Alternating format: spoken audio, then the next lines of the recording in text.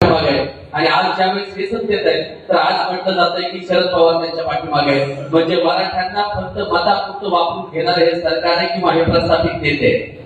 येत्या काळामध्ये या प्रस्थापित नेत्यांच्या चपला आपल्याला बाहेर काढून ठोके ठेवावं लागतील. कारण आपले जे काही जोडे राजकारणाचे ते आपल्याला बाहेर काढून ठेवणं गरजेचं आहे. कारण काय माहितीये का, आपण आपलेच नेते लोक आहेत की कोण रस्ता रोको त्या ठिकाणी केला की आपल्याच नेत्याला फोन लावून सांगतायत की हे माणसं होते, त्यांच्या नावासहित ते केसेस काय दाखल होत आहेत. कोणीही नावं सांगितले नाही तरी सुद्धा केसेस दाखल व्हायला लागतात. आणि आदर्श रास्ता रोको होताना सुद्धा ज्यावेळेस आता खोल्यामध्ये रास्ता रोको झाला तर रास्ता रोकोचा व्हिडिओ सुद्धा आपण महाराष्ट्रभर तो व्हायरल झाला. कारण एका मिनिटामध्ये अँब्युलन्सला आपण रस्ता रिकामा करून दिला. तरी सुद्धा कसल्या 25 केसेस त्या ठिकाणी झाल्या. म्हणजे इथल्या मराठ्यांच्या पोरांना आरक्षणाच्या तर बाजू तर यांनी आरक्षण तर द्यायचंच नाही, पण केसेस मध्ये दाखल करायचं आणि मनोज जरांगे पाटलांच्या पाठीमागे ही पोरं उभी राहिली पाहिजे हे मोठं षडयंत्र शासनाच्या माध्यमातून या ठिकाणी केलं जातं. काल पुण्यावरून एका मित्राचा फोन आला आणि तो म्हणला की मला घरात बोलून धमकवण्यात आलंय आणि तिथल्या बीजेपीचे काही स्थानिकचे तिथले काही पदाधिकारी आहेत त्यांनी त्याला घरात घेऊन धमकवलंय आणि त्याला सांगितलं की आता तू जर मनोज जरांगे पाटलांच्या पोस्ट टाकशील तर तुला मारलं जाईल. म्हणजे इथपर्यंत खालच्या पातळीपर्यंत राजकारण केलं जात आहे. आणि इथं कुठेतरी मराठ्यांची कमकुवत बाजू दाखवण्यासाठी सप्त्यामध्ये सुद्धा तुम्ही नेत्यांचे फोटो लावता याची लाजीरवाणी गोष्ट आम्हाला वाटते.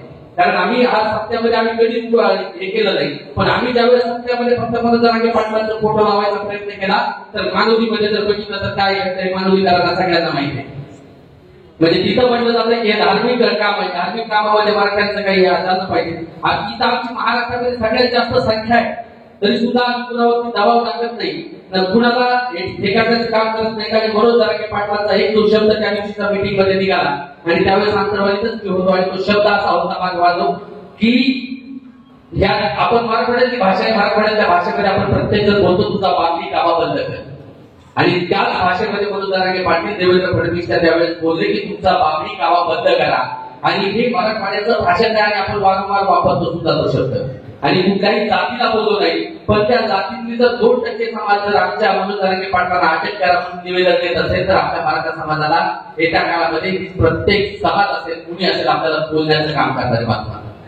कारण आता जर आपण एक झालो नाही तर आपलं भविष्यात कुठलाच गरीबाचं पोरग पुढे येणार नाही आणि समाजासाठी लढायला कुणीच उभं राहणार नाही. आरक्षण ही लांबची गोष्ट राहिली. आरक्षण भेटेल न भेटेल किंवा काही होईल आरक्षणाच्या त्या बाजूत आपण त्या पद्धतीने मनोज जरांगे पाटील लढायला तयार आहे, त्या पद्धतीने आपण लढणार आहे. पण आरक्षणाच्या अपेक्षा आज आपल्याला आपलं अस्तित्व टिकवण्याची लढाई सगळ्यात महत्वाची वाटते. कारण मराठ्यांचं आज अस्तित्व कुठतरी कमी केलं जात आहे. मराठ्यांना काही राजकीय कार्यक्रमातून म्हणजे राजकीय आपल्याला गृहीतच धरलं जात नाही. प्रत्येक पक्षात ते नेते या ठिकाणी उपस्थित आहेत आणि कुठल्याही एका पक्षाशी बोलत नाही, कारण इथे आलेले सगळ्याच पक्षाचे माणसं आहेत. आज आपण या ठिकाणी पक्ष सोडून खऱ्या अर्थानं मराठा म्हणून एकत्र येणं लय गरजेचं. आणि सगळ्यांच्या काही मिटिंग आहे असते, मिटिंगच्या माध्यमातून आता बेसिक मुद्दे प्रत्येकाला आपल्याला लक्षात द्यावं. पुन्हा मी बोलणार आहे तोपर्यंत आपण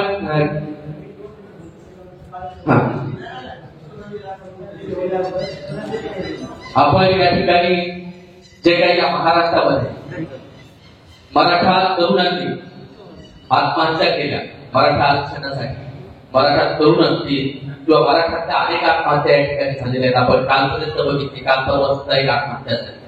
तर यांच्या भावांना कारण आपल्याला या ठिकाणी श्रद्धांजली देणं आपलं कर्तव्य आहे. त्यांच्याप्रती आपण कृतज्ञतेचा भाव आणि त्यांच्या आत्म्याला नक्की शांती लाभवावी. आरक्षण भेटल्याशिवाय आम्ही शांत राहणार नाही. या श्रद्धांजलीच्या माध्यमातून त्यांच्यापर्यंत आपण पोहोचूया.